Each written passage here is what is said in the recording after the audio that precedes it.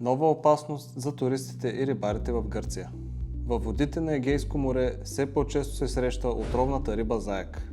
Това е инвазивен вид риба, който през последните години все повече се разпространява.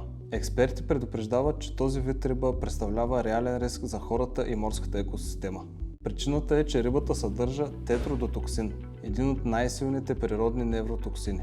Отровата се намира основно във вътрешните органи, но може да присъства и в други части на тялото. А най-лошото е, че тя не се разгражда при готвене или замразяване, което прави консумацията на тази риба изключително опасно.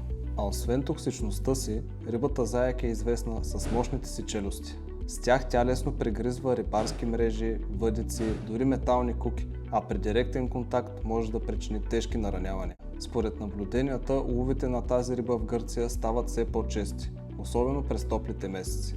Това е причината местните власти да призовават рибарите и туристите да бъдат особено внимателни. Ако попаднете на риба заек, не я консумирайте и не се опитвайте да я почистите. При възможност направете снимка, отбележете мястото на улова и докладвайте на местните власти. И друго много важно нещо, местните власти в Гърция изплащат по 5,33 евро на килограм, ако хванете такава риба.